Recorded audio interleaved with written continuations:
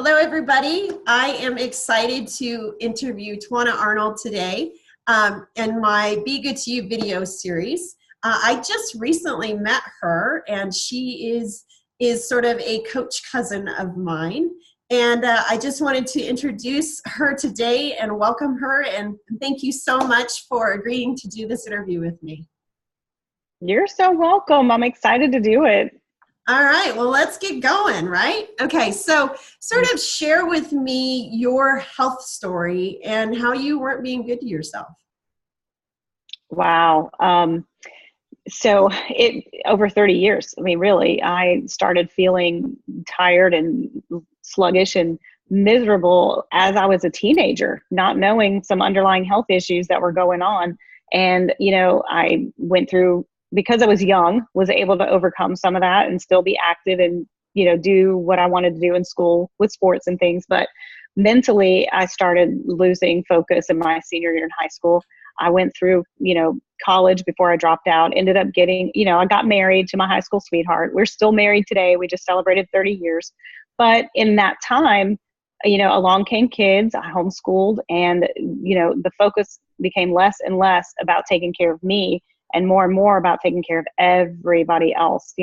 4 children, homeschooled all of them, and just spent a lot of time self-medicating. He traveled a lot. I was home with small children a lot. And coming from a Christian background, really, I didn't have the vices and other things that I could have fallen into. Thank the Lord, I was glad about that. But the last vice is food, and so that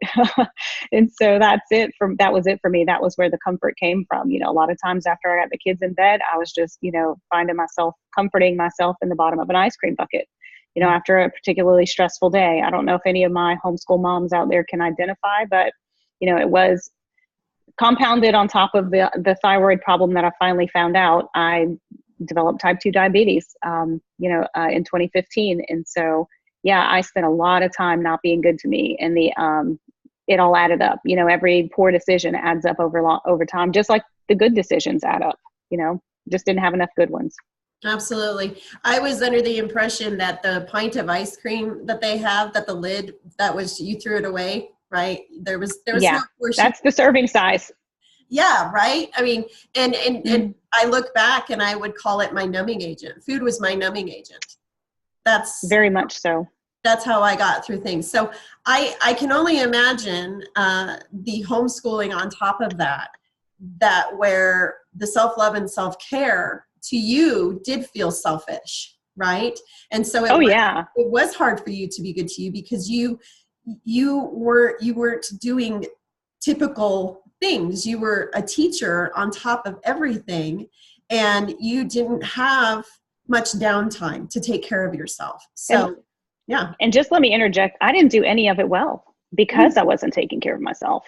Yeah. So, yeah. There you go. I get that. I mean, when you're not giving 100% in any area and you're just sort of, sleepwalking through life, I get that. That's where I was. Yes. I can so identify. Mm-hmm. Absolutely. I would just have to drag myself through the day feeling like I couldn't get out of my own way. Absolutely. And then you're desperately seeking answers, but you don't have the energy to even put forth what you want to accomplish, right? Exactly. Yeah, no, I get that. I get that. As a mom, totally get that. Yes. So, so what habits and mental well-being practices do you do daily now to be good to yourself?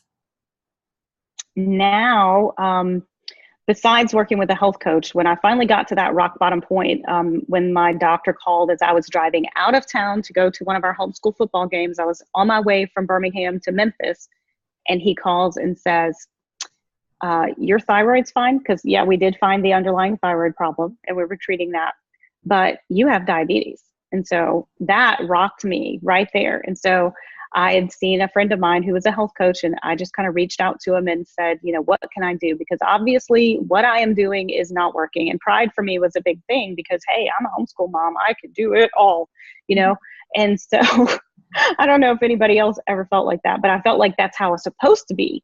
So when I reached out for help, he plugged me into a program that taught me, about taking care of some basic things like getting enough water, getting enough sleep, eating, 2 or 3 hours, apart 6 times a day, getting enough motion, but not necessarily over exercising. Cause I was always active and tried to exercise, but I would find myself, like killing myself trying to do it, but not making any progress. And so I, after a while, just like, hey, if I'm going to be fat, I might as well be fat and happy. I'm not even going to bother with this. So anyway, it was just those basic things. And now after working on the physical health part of it, I've realized I need more of the emotional and mental health. So I do now plug in as daily, as often as I can, with my scripture reading and my quiet time. And I do spend time, personal development time, just trying to be a better person. Because if I can, somebody said it and it stuck, you can't pour from an empty cup. So if I'm not filling this vessel, I have nothing that will spill out. They talk about us being broken vessels. Well, there's nothing going to come out of an empty, if it's empty already. So if you don't keep filling, and so that's what I've been working on lately is, doing those basic habits of health and doing that emotional, personal development. It's worth it. Yeah, absolutely. I think my cup, and you might be able to relate to this, I think I was pouring into it, but it had holes in it. So it didn't really matter, There you go. Yeah. And I can relate to the killing myself at the gym. I can 100% relate to that. And I was trying to outrun a bad diet.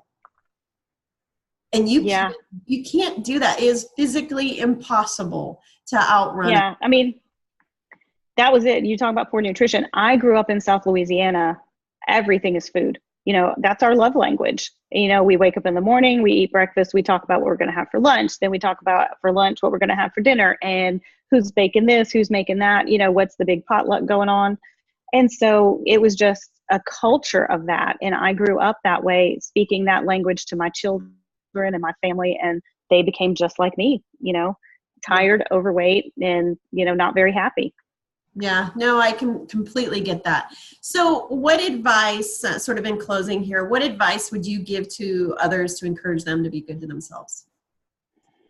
To be good to themselves. First, recognize that you're worth being good to, because that sometimes you feel like, I remember talking to my daughter about it recently, and it was just kind of, I don't know when it happened, but I think I went from I had to take care of my kids and my family to, it was more important to take care of my friends and my family to, it really doesn't matter about you. You got to take care of your friends, your family. So it went from that to me not mattering, but it's completely reversed, because if I'm not taking care of me, if you're not taking care of you or being good to you, you can't be good to anyone else. So first, recognize you are worth being good to. You were created for a purpose. And when you are beating yourself down with bad habits and poor nutrition and negative thoughts, then you're not going to be good to anybody else. So be good to you. You're worth it. You have a purpose. Find it.